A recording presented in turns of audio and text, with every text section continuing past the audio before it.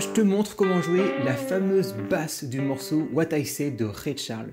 Une version très simplifiée pour que tous les pianistes puissent y accéder, mais une version, tu vas voir, qui va envoyer quand même, et surtout une version où tout le monde pourra reconnaître que c'est le fameux morceau de Ray Charles. Et sans plus attendre, on est parti.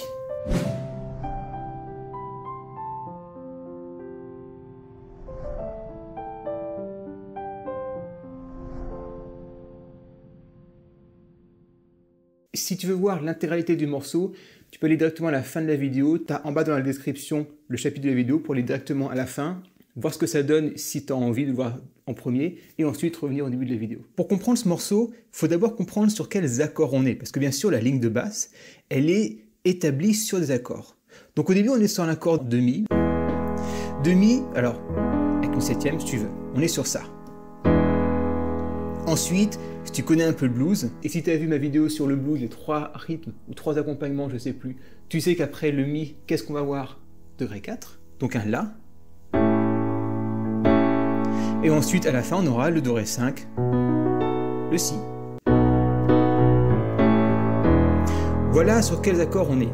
Et ce que Ray Charles il a fait, c'est qu'il a simplement fait une ligne de basse. Alors, en mettant des intervalles, on ne va pas trop développer là parce que ça serait trop long. Mais voici ce qu'il a fait, je te montre pour le premier gimmick à la basse. 4 notes. Tu vois, je te le refais, un Mi, un Si, un Ré et un Mi. On va jouer bien sûr le Mi avec la main gauche, les 3 autres notes à la main droite. Et ce qu'il va faire, il va tout simplement faire ça.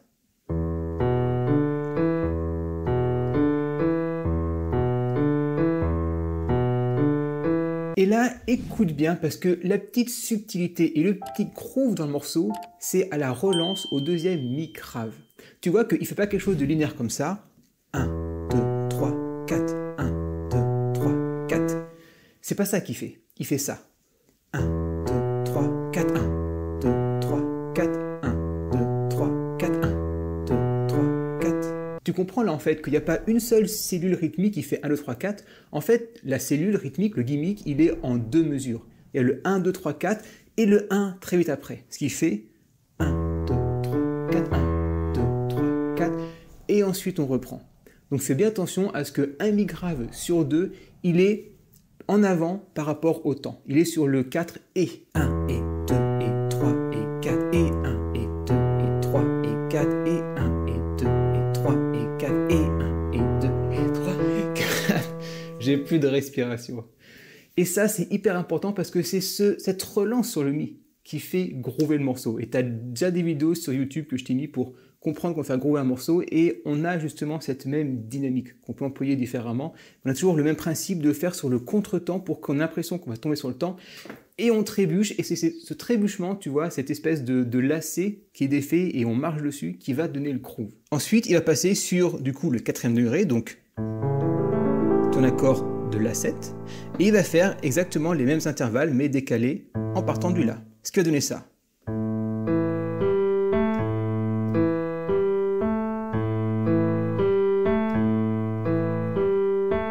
Je refais encore un peu plus doucement.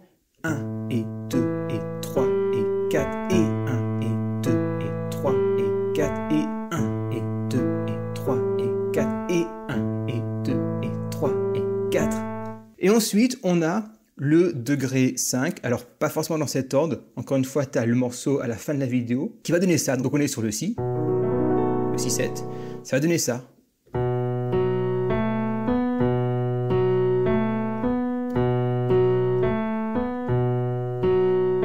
Donc tu vois que le Si, le Fa dièse, le La et le Si.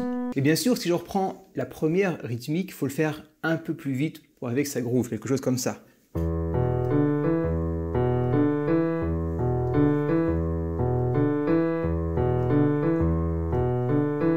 Tu vois, là, on sent bien le rythme. Et si je te le fais mains ensemble, tout le morceau avec le degré, ça donne ça.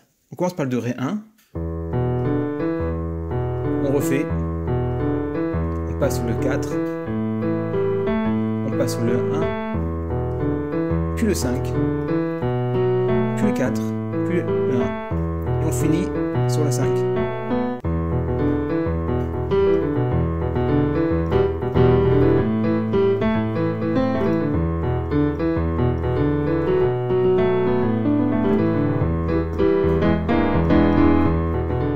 ce petit gimmick à travailler bien sûr sans la pédale. Et ce qui est hyper important et ce qui n'est pas forcément intuitif, c'est qu'il faut que tu travailles en boucle. Tu vois, il ne faut pas juste que tu le joues un petit peu, il faut vraiment que tu le fasses encore.